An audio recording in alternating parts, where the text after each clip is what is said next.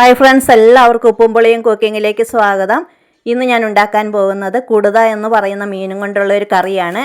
അതിനുവേണ്ടി ഒരു മാങ്ങ കഷ്ണങ്ങളാക്കി എടുത്തിട്ടുണ്ട്, 10 വെളുത്തുള്ളിയുടെ അല്ലി, 10 ചെറിയുള്ളി, ഒരു കഷ്ണം ഇഞ്ചി, 1 കപ്പ് തേങ്ങ, ഇത്രയും സാധനങ്ങളാണ് എടുത്തിരിക്കുന്നത്.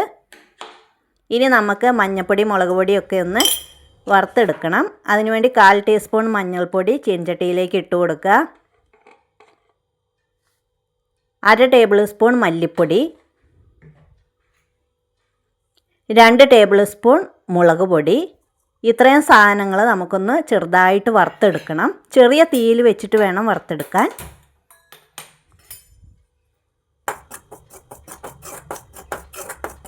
തീ കൂട്ടി വയ്ക്കാൻ പാടില്ല, അധികം മൂക്കണ്ട, ചെറുതായിട്ടൊന്ന് വറുത്തെടുത്താൽ മതിയാകും.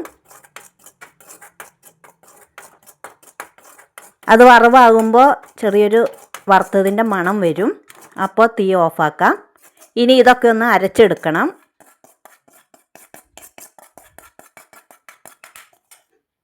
ആ തേങ്ങയും അതിൻ്റെ കൂടെ ഇട്ട് എല്ലാം കൂടെ ചേർത്ത് അരച്ചെടുക്കാം.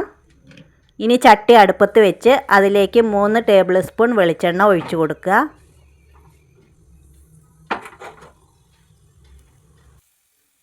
അതിലേക്ക് ഇഞ്ചി വെളുത്തുള്ളി അരിഞ്ഞത് ഇട്ടൊന്ന് വഴറ്റിയെടുക്കാം.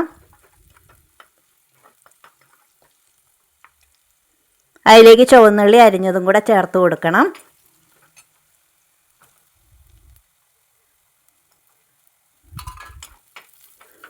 ഇനി അതിലേക്ക് കറിവേപ്പില ചേർത്ത് കൊടുക്കാം. ചെറുതായിട്ട് ചുമന്ന് വരുന്നത് വരെ ഒന്ന് വഴറ്റാം. ഇനി അരച്ച് വെച്ചിരിക്കുന്ന അരപ്പ് അതിലേക്ക് ചേർത്ത് കൊടുക്കാം. ആ മിക്സിയുടെ ബൗൾ കഴുകിയിട്ട് അതും കൂടെ അതിലേക്ക് ഒഴിച്ചു കൊടുക്കുക.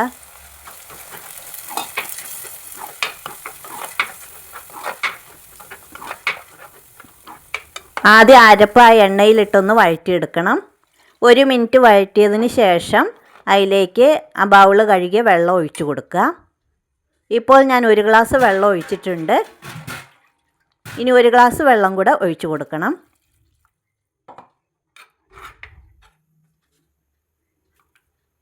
ആവശ്യത്തിന് ഉപ്പ് ചേർത്ത് കൊടുക്കുക. ഇനി വേണമെങ്കിൽ പിന്നീട് ഉപ്പ് ചേർക്കാം. ഇനി അതിലേക്ക് മാങ്ങാ കഷ്ണങ്ങൾ ഇട്ട് കൊടുക്കുക. എല്ലാം ഒന്ന് നന്നായി തിളച്ച് വരട്ടെ.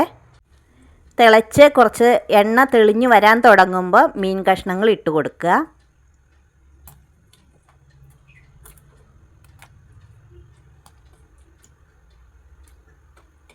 മീൻ കഷ്ണങ്ങളെല്ലാം ചേർത്ത് കൊടുത്തിട്ടുണ്ട്. ഇനി ഒരു 2-3 മിനിറ്റ് അടുപ്പത്ത് വെച്ചൊന്ന് വേവിച്ചെടുക്കണം.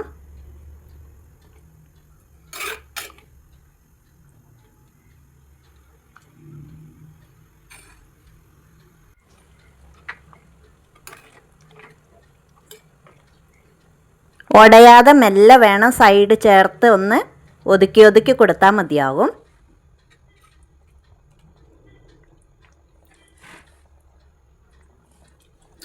ഉപ്പുണ്ടോ നോക്കുക, ഉപ്പില്ലെങ്കിൽ കുറച്ചും കൂടെ ഉപ്പ് ചേർത്ത് കൊടുക്കുക. ഏകദേശം ആയിട്ടുണ്ട് മീൻ കറി. അതിലേക്ക് കറിവേപ്പില ഇട്ട് കൊടുക്കുക.